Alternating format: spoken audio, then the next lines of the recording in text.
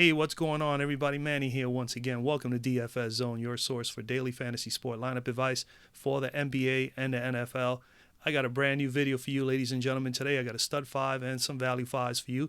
But before I get started with the video, like always, I appreciate you guys drop a like on the video. And if you're new to the channel, it's the first time here, never ever seen any of my NBA lineup advice videos, the only thing you have to do to be a part of the DFS Zone community, ladies and gentlemen, is subscribe down below.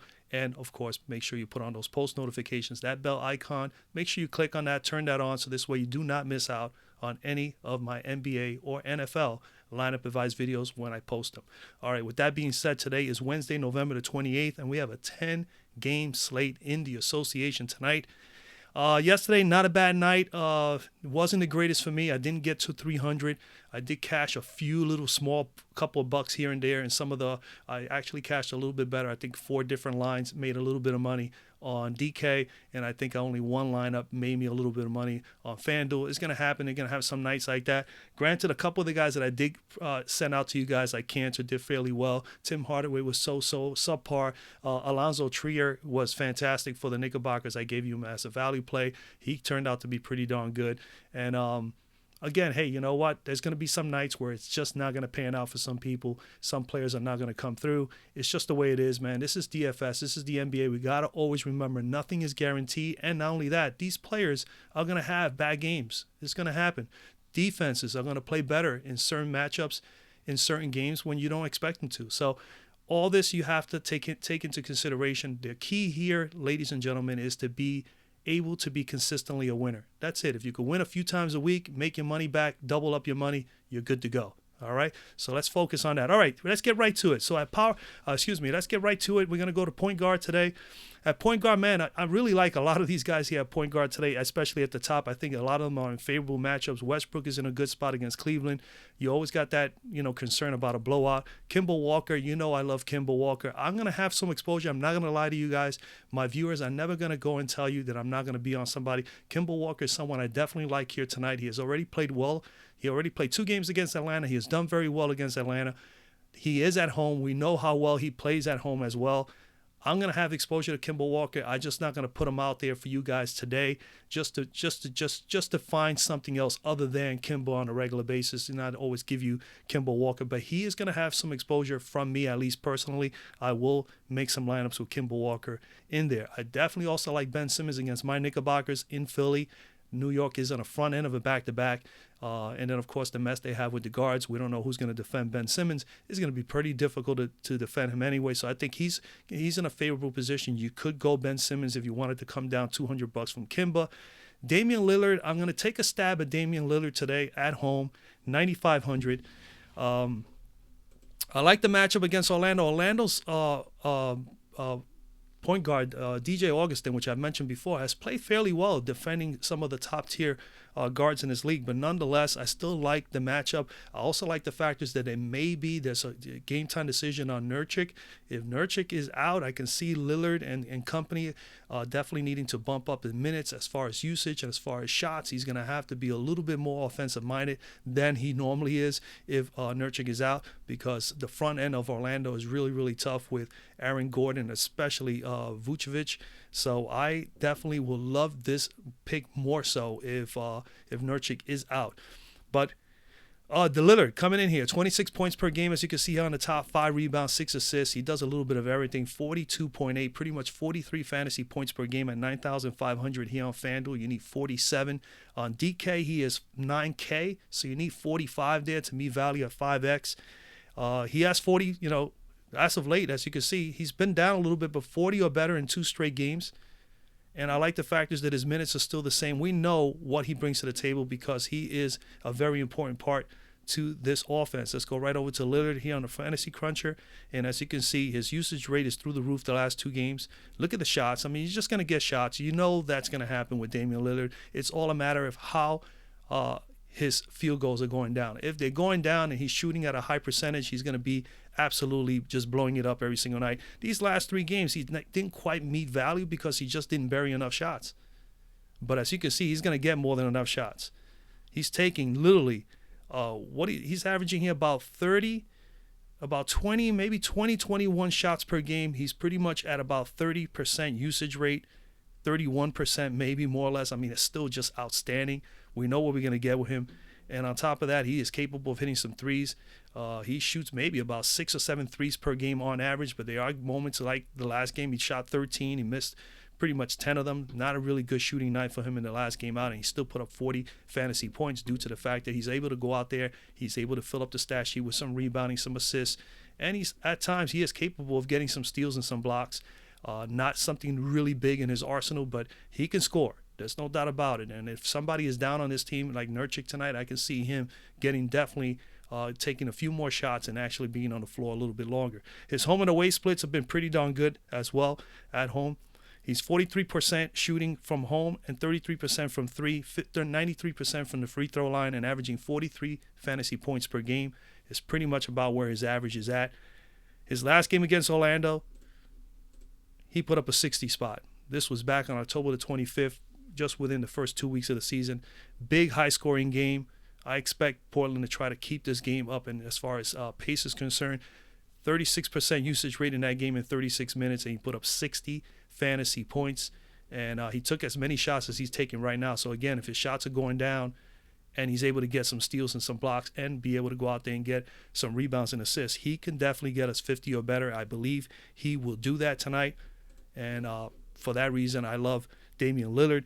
He's going up against Orlando. Orlando is 18th in defending point guards. They're 7th in fantasy points allowed thus far to point guards this year. Like I said, DJ Augustin has done a very, very good job, but they have allowed 25.2 fantasy points per game. Not a huge number, but when they have faced the top tier guards, Mr. Augustin has had a little bit of issues. He gave up 51 and 49 respectively to John Wall in 2 matchups thus far this year. Of course, yours truly, Mr. D. Lil, put up 62 against him. And then Mr. George Hill of the Cleveland Cavaliers put up 46 against him, which he's not even a top-tier guard. So there is obviously a lot of potential for Damian Lillard. If you wanted to pay down, like I said, there's a couple guys. Another guy that I like is Eric Bledsoe here today at 7,400 going up against Chicago. I think he's in a fine spot. I will have some exposure to him. Jeff Teague at home against San Antonio, a little vulnerable San Antonio in the guard spot. He could be someone to consider. Just trying to give you guys some options like normal. If you have any questions regarding any of these, you can definitely comment down below. I'll get back to you as soon as possible. Again, you can also reach me out at Twitter at DFS Zone, at DF Zone _zone, or Instagram, or basically the Facebook group, anywhere. All that information is in the description area of the or even on Slack. Sorry about that as well. You can reach me there as well. There will be an invite there for those who are new who want to go and join the Slack group. Totally free. All right. As far as value, man, again, the key value today is JJ Barea. If JJ Barea, I like JJ Barea here, so if you're not willing to pay up for any of those guys I mentioned there, you could definitely come all the way down. You should get good value on JJ Barea. I like JJ Barea, most importantly, if Dennis Smith is out. He is still a game-time decision. I also will love him even more so if Luka Doncic is out as well. But one of the two out, I think JJ is definitely a fine play. Well, you know what you're going to get with JJ. JJ, 11 points per game, 2.5 rebounds, nearly 6 assists a game, pretty much 22.8 fantasy points per game. That is 23 fantasy points per game. He is a good 1 fantasy point per game minute player. There's no doubt about that. If you look at his numbers, you'll see it at 4,700. You pretty much need 23 from him on DK. He is 5K, so he's $300 more expensive on DK. But still, I think of good value. You need 25 there. So 23 to 25 fantasy points. Can he get you there? Absolutely he can. 26 to 29 minutes in his last 2 games. He put 20 points from the floor and 18 in this one. And as you can see, more than 1 fantasy point. He crushed that in this game here, and he did that here on the nose pretty much as he put a 30 spot. So 30 and 40 in the last few games. Let's go over to the cruncher. And let's look at Mr. Barea. And as you can see, JJ, pretty solid. Look at all these greens, man. 29, 24, 33. He's been 24 or better in 5 out of his last 6 games as far as fantasy points. And at his price tag, like I said, you only need 23, 25. So he has definitely been smashing that. I can see him. He's definitely a good cash play for those cash play players in this matchup, especially if one of those 2 guys are out. And most importantly, I think he could definitely use him and put him in a GPP as well, because he's capable of getting you a high 30s, maybe even close to 40. He's taking the beauty of him also. Look at the minutes. 26 and 29 last 2 games, 30 and 24% usage rate. Now look at his usage rate in general. His usage rate is about 26, 27% on average. And he's been doing that for several games. And what he does with that usage, when he's on the floor, we know what we're going to get with J.J. Barrera. He is going to attack. He is going to be aggressive as far as getting his shots. He finds his shots and he takes his shots. He's not afraid to take shots. This guy's a scorer. And he's, as you can see here, he's averaging about maybe 10, 11 shots per game from the floor. And look at the threes. Pretty much about maybe 3 threes or 4 threes per game. And, of course, he's able to do a little bit of other things, a little bit of rebounding, a little bit of assisting. And he's capable time to time. As you can see, he got 2 steals in the last game. He's capable of getting an occasional steal, occasional block. He's not a big guy, but he is physical. He is willing to play, and he is hard-nosed. There's no doubt about it. So you're going to get a good quality play from JJ any given day. He's going up against Houston. And first, he's going up against Houston, right? Houston is 14th in defending point guards. They're allowing 23.5 fantasy points per game thus far this year. 23.5. And the most important thing, the reason why they have done that well, obviously, Chris Paul is a pretty good defender. But that's another thing that we have to take into consideration here today as well. If Chris Paul is out, is even more of a better lock, J.J. Barrera.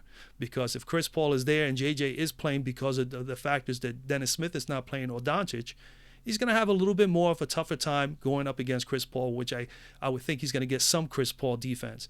So we rather, if we're going to get JJ because of Dennis Smith out or because of Doncic being out, I'd rather see Chris Paul not there. Then obviously there'll be a bump for Houston. You could definitely look at Eric Gordon. You could definitely look at, of course, Mr. Harden and so on and so forth. But anyway, let's move on to shooting guard.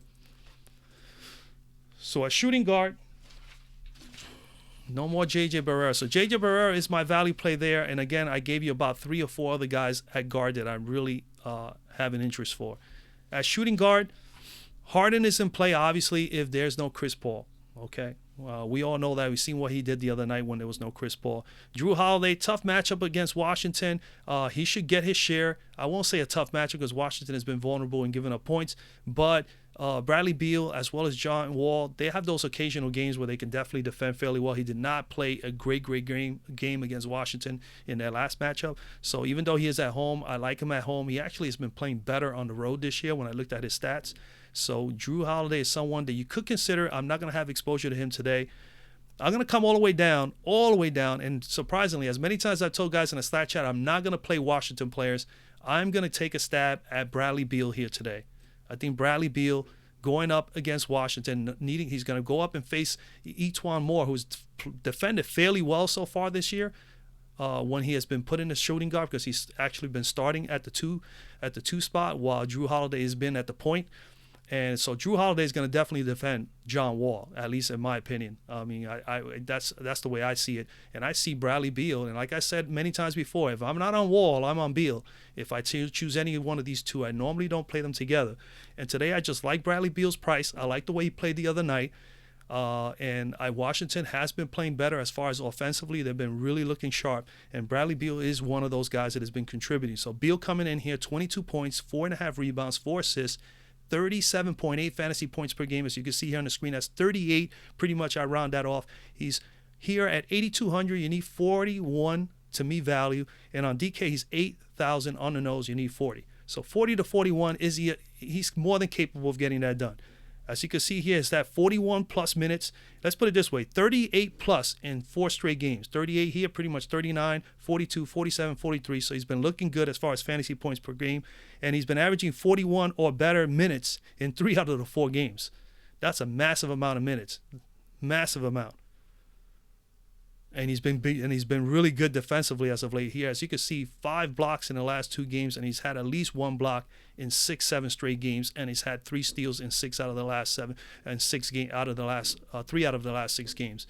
So Bradley Beal looking really, really good. We come over here and look at him on the cruncher, and as you can see, pretty much in the green the last 4 games. I love that. The minutes have been outrageous, and then of course he has been pretty much averaging. I would say his usage rate is about 25%, usually on average to 26, and of course he's getting about 16, 17 shots per game. So you know he's going to get some shots. He's the second go-to guy on this team.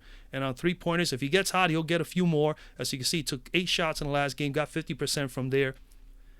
and he hasn't shot well before that, but he's about average, maybe about 4 shots per game from 3, and he's capable of getting to the foul line, as we all know. Pretty decent free throw shooter, and of course he'll get a couple of assists and a couple of rebounds. And if he could do that and balance this out, he'll be just fine. And the beauty of it is his turnover ratio is not extremely high. He doesn't really get into deep foul trouble. And, of course, he's capable of doing what he's done as of late. 5 blocks in 2 games, 3 steals over the last 4 or 5 games, pretty much about 8 or 9 blocks in the last 5 or 6 games.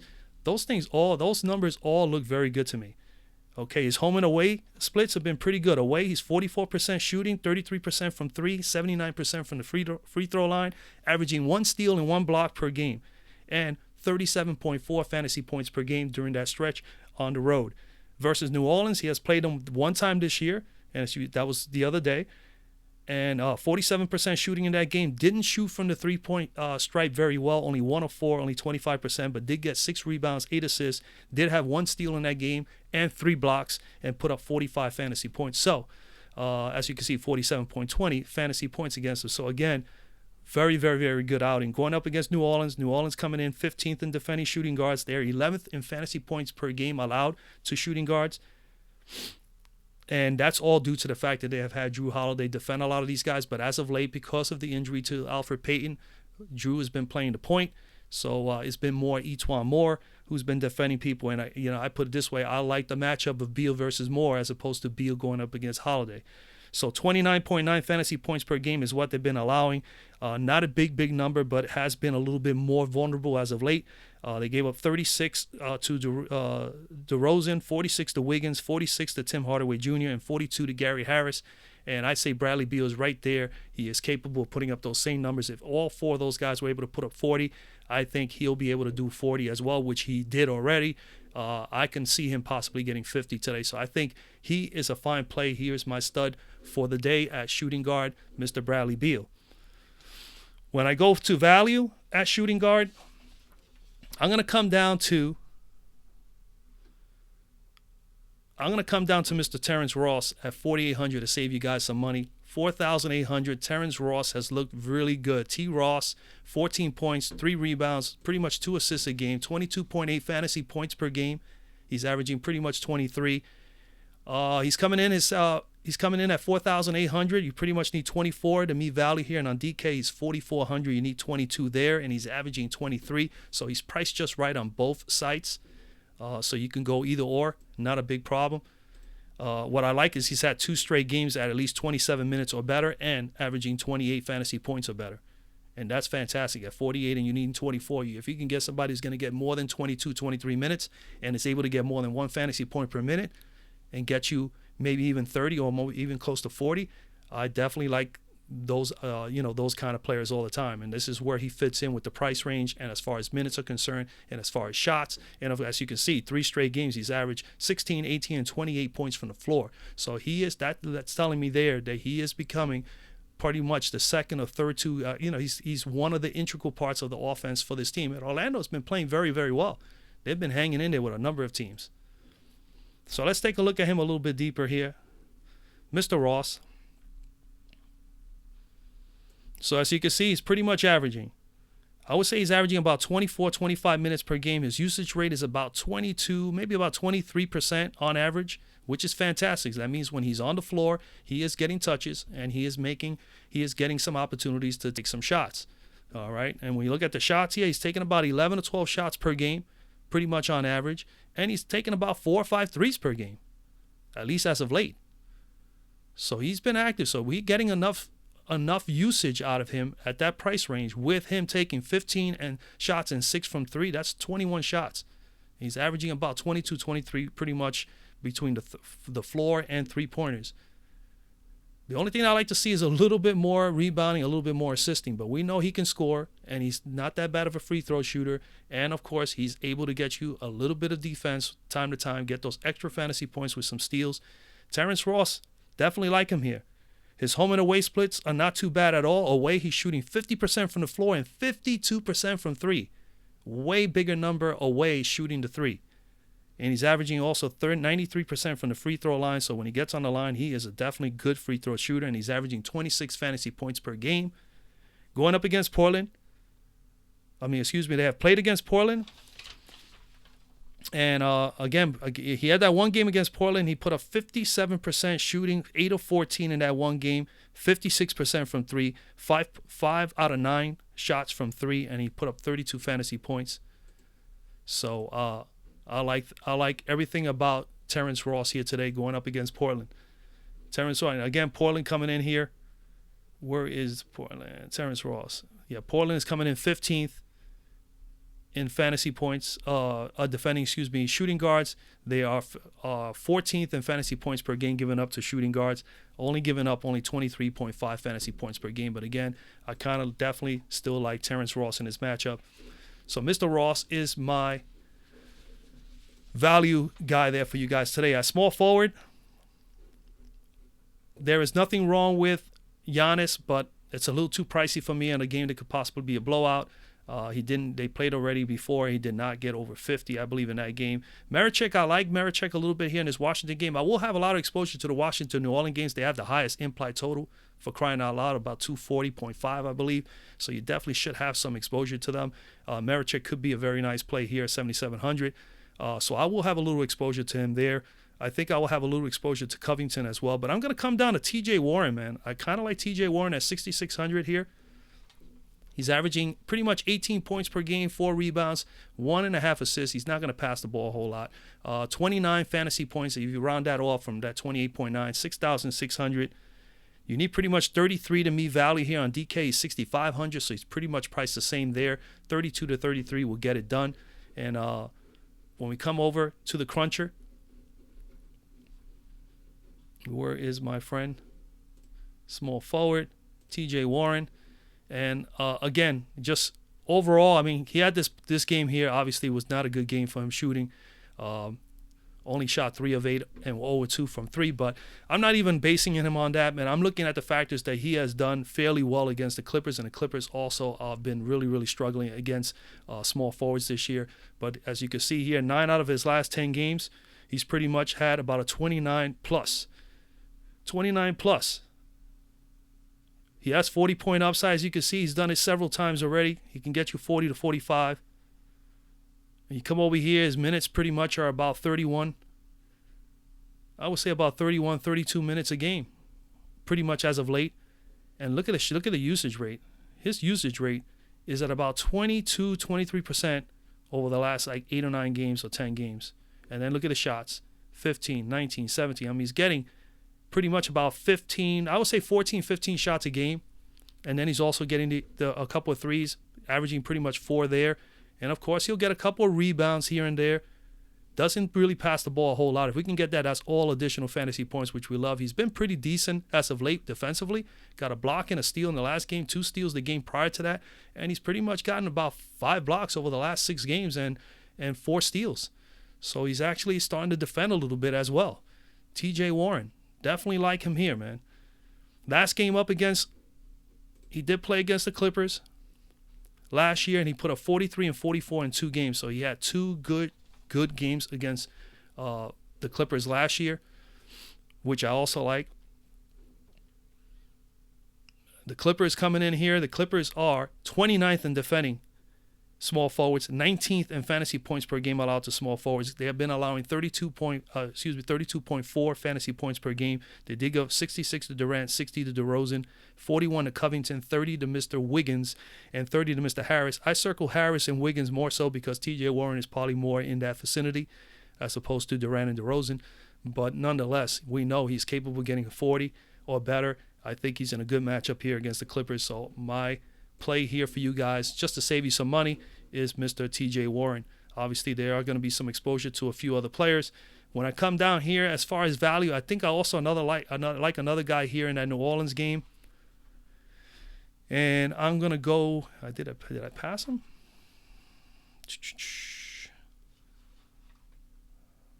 I'm going to go with Mr. Etuan Moore. Sorry about that delay there. Mr. Moore, I was trying to find Mr. Moore. Mr. Moore, I think he's pretty interesting here, 5,400 for the Pelicans. Nice big paced up game here against Washington. He played the other day against Washington, as you can see here, 34 minutes, 19, 5, and 2, 42 spot. And the only reason he got a 42 spot is because Washington is pretty poor as far as turnovers are concerned. They're like 7, they give up like 16, 17 a game. And he was able to take advantage of that. I would love him to do that again today. Chances are I'll be happy if he gets 1 or 2. I don't think he's going to get 6 again, but that would be great. But Etuan Moore is definitely someone I'm considering here. 15.8, pretty much 16 points per game, 3 rebounds a game, pretty much 2 assists a game, 23.7 fantasy points per game. You round that off to about 24 a game at 5,004. You need him to get about 27. And on DK, he's 5,000 on the nose, so you need 25. And as you can see, pretty much 9 out of his last 10 games.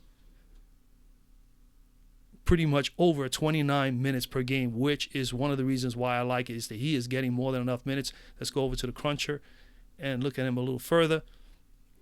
And as you can see, just basically that. I mean, he has been getting the minutes, so I really like that. His usage rate is about 17, 18%, maybe on average, and he's getting about 12, 13 shots a game. He has the occasional game where he shoots 14. This one here, he had 25. It all depends on the game flow and what the situation is in the game. This game was a high-scoring game, so he was able to get a lot of shots in here. Again, he's taking advantage of the whole Alfred Payton being injured. I mean, he's maximizing on these minutes. He's taking advantage. He's getting shots when he's gotten the opportunity. We know he's pretty dangerous from 3 when he gets hot. He's taking up about 3 or 4 threes a game, but he hasn't been shooting that well from 3 as of late. But nonetheless, he brings a little bit of rebound. Not going to get a whole lot of assists from him. He definitely is capable of getting you some steals, as you saw here, but not in his repertoire as someone who does it consistently. But other than that, he's been playing very, very well. And right here, when we're looking at 5,400, you're basically looking to see if somebody could pay off his price at 5,400. Again, he's playing more than enough minutes. He's getting enough shots, and he is scoring. And he's got 40-point upside. He's had 2 30-plus games over the last 5 games, and he's been at 40 a few times. So I definitely think he is an excellent, excellent play here. Excellent play having Etuan Moore. He's coming up. His home and away splits have been pretty good. He's better on the road than he is at home, but 49% shooting from the floor, 39% from 3. You can't, you can't. That is just too good. 39% is excellent. 21 fantasy points per game. Versus Washington in the last meeting, he shot 57% from the floor. He did have 6 steals, which was big, and of course 42 fantasy points. Washington is coming in here 19th in defending small forwards. They're 29th in fantasy points per game allowed to small forwards, allowing 29.7, pretty much almost 30 fantasy points per game. They did give up 43 to Barnes, 42 to yours truly, Mr. Moore, and of course Tobias Harris had 34.5 against them. So I think that Mr. Moore, the longest this game stays in a bit of a shootout, he has an excellent opportunity to get enough time on the floor to put up enough fantasy points for us. At power forward, I'm willing to pay up for Anthony Davis today because I think this is a game that he's going to have to go off, and him being at home, I could see it happening. So again, if you're not willing to pay for Anthony Davis, definitely come down to Montrezl Harrell at home, maybe even Tobias Harris against Phoenix. I think those are good matchups, but I am definitely gonna speak about Anthony Davis, and it's not a whole lot to speak about. We know how good he is.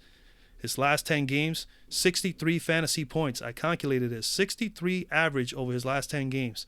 That's above his fantasy point average, so he has been trending a little bit upward. We know he's capable of getting 60. We know he has 70-point upside, 27 points, pretty much 13 rebounds. He is a double-double every single day. 5 assists per game. Again, as you can see, 60 fantasy points per game at 12.5. You need about 62, 63. And on DK, he's 11,400. So you pretty much need about 57 from him, which is very much attainable. Definitely the price on DK is very good. Okay, we come over here to the cruncher. And we go to Mr. Davis.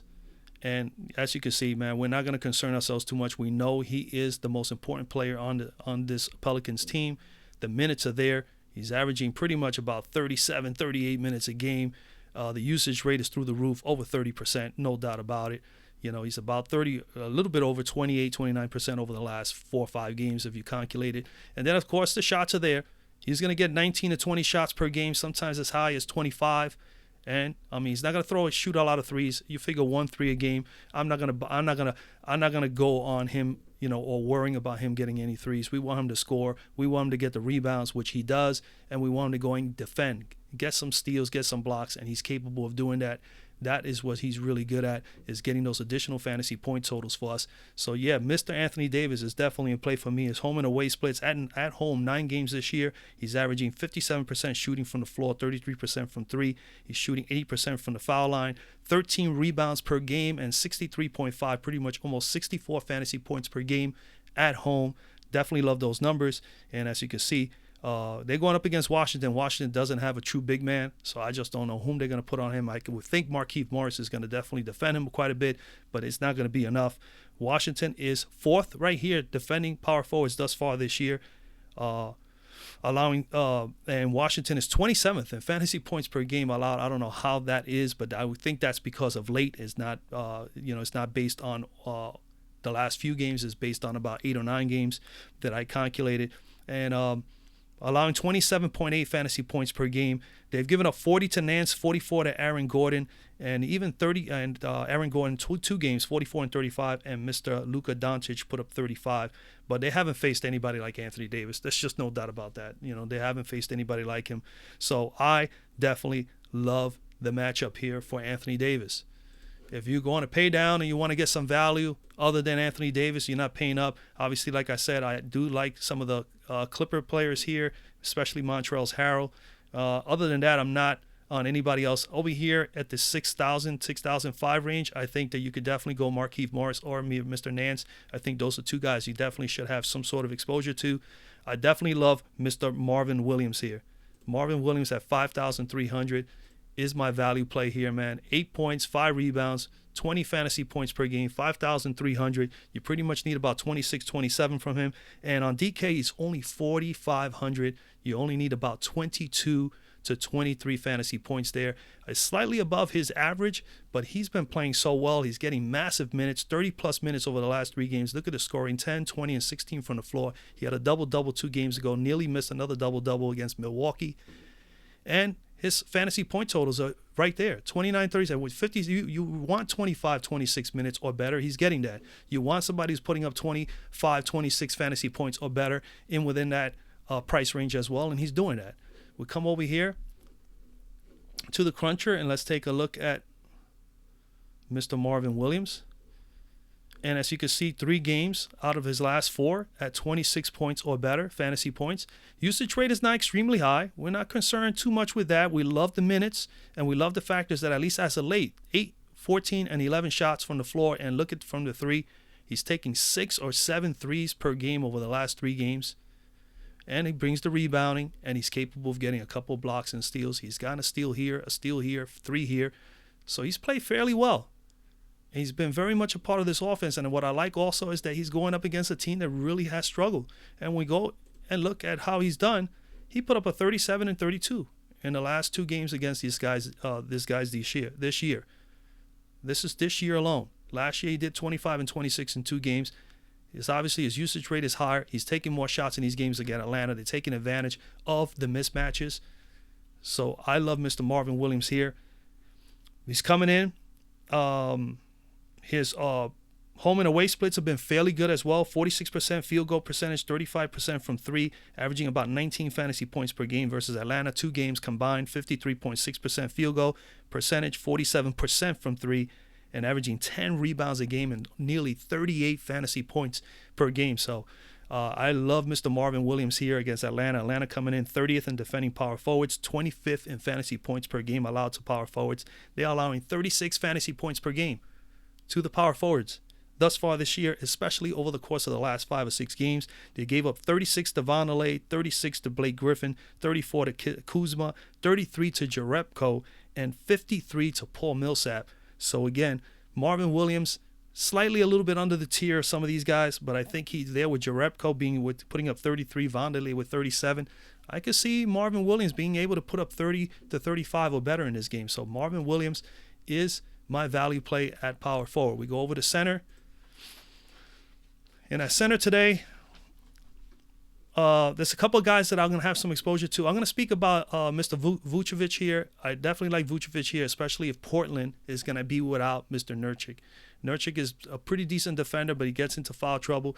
Vucevic, I think, will have an awesome game here today at 9,500. I'm not on Towns, and I'm not on Embiid against New York. I definitely will be willing to pay down, especially from 11,001 all the way to 9,500. So Vucevic is the guy that I'm looking at. He is coming in, averaging pretty much close to 21 points per game, 11 rebounds. He's a double-double almost every single time out, obviously. Almost 4 assists a game, 44 fantasy points. He's at 9,500 here on FanDuel. You need about 47 to meet value. And on DK, he's 8,300. You only need 40 or 41 pretty much to meet value on DK. So he's definitely a fine play there. 7 out of his last 9 games. 7 out of his last 9 games, he's been pretty much at 44 fantasy points or better, which I base that on his average. 44 or more.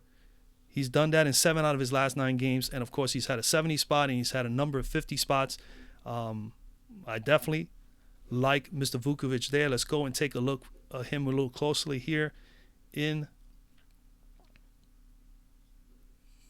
where is he? Here he goes. All right, so you can see, again, the 50s are there, man. And we know he's going to get minutes. His minutes are there. He's getting about, I would say, about 30, 31 minutes a game, maybe 32. But 30 to 31 minutes pretty much on average. The usage rate over the last 2 games, 31 and 32 respectively. He's pretty much more at about 27, 28% usage rate. And then, of course, the shots are there. He's taking, maybe about 15, 16 shots a game. In the last 2 games, he's been massive, 21 and 20 from the floor. He's actually even taking some threes. He probably takes about 3 threes or 4 threes per game. He's not, I guess, as good at shooting threes, but he's capable of hitting the threes.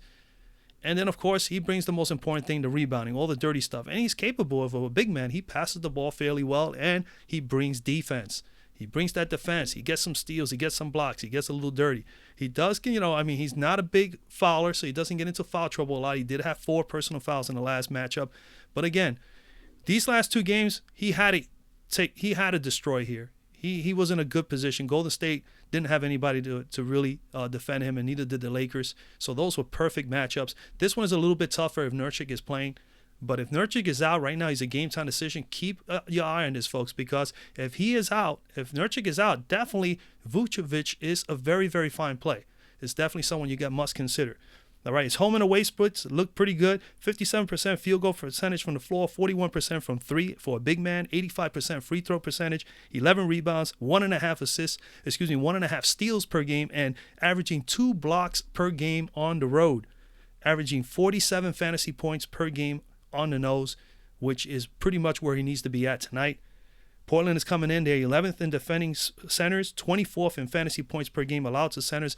They have been allowing 30.8 fantasy points per game. They did give up 35 and 43 to Mr. McGee, 40 to Whiteside, 37 to Capella. Mr. Turner put up 34. Brook Lopez put up 31. And Al Horford put up 35. Again, I love the matchup here for Vucevic, especially if Nurkic is out. Mr. Vucevic is in play.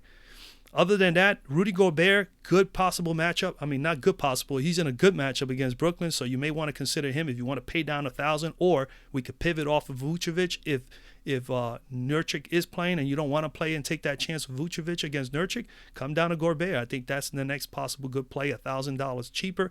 You could play Cantor against Embiid. I'm going to sway away from Cantor today. I've played him twice over the last few games, and he's done very, very well.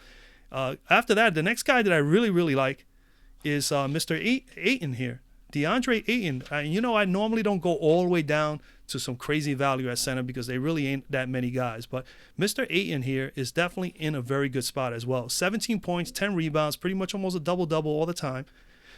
He's averaging pretty much 3 assists, 35.4 fantasy points per game, and he is at 7,500 here. You need about 37 pretty much to me valued a little bit above his average, but again, not bad at all. The minutes are there, 30-plus minutes over the last 4 straight games, 30, 32, 30, and 33. He's at double digits as far as scoring, and he's had 3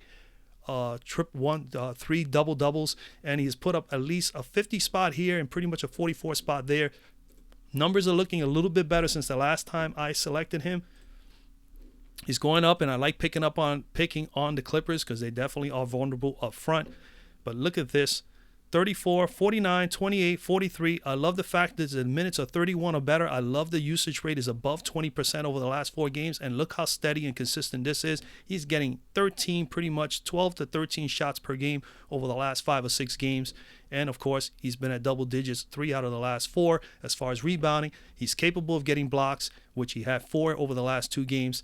Again, I love the numbers. I love the numbers that he brings here. So we're going up against going up against the Clippers. They're 20th in defending centers.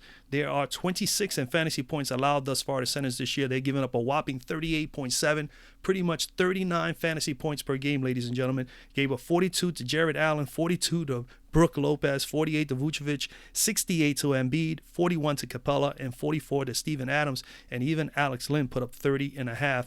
So again, Mr. Ayton shouldn't have no problem whatsoever meeting value here and maybe even smashing it. I could see this kid getting 40 to 45, possibly more than that today. Definitely a fine spot. If you don't want to play Vucevic, you could definitely pivot, like I said, to Gobert, a little exposure there. I will have quite a bit of exposure to DeAndre Ayton as well. If you wanted to be even cheaper, the lowest I would go here is Brook Lopez against Chicago, going up against his brother. Definitely not a bad idea. 5,200. You need about 25, 26 for him. And he's averaging 23, and he's had some moments where he's had 25 or better. So you could go that route if you wanted to, but, I would not advise anybody to. I'm just trying to give you guys other options. And that's basically it, ladies and gentlemen. That is basically it for today. Mix match those guys, because if you go with the 5 guys, the 5 players I gave you in each position, you're going to only have like about 4,000 left. So you might have to want to consider, like I said, some of those other players that I gave you in between. So I pretty much gave you a little bit of a player pool there to build around.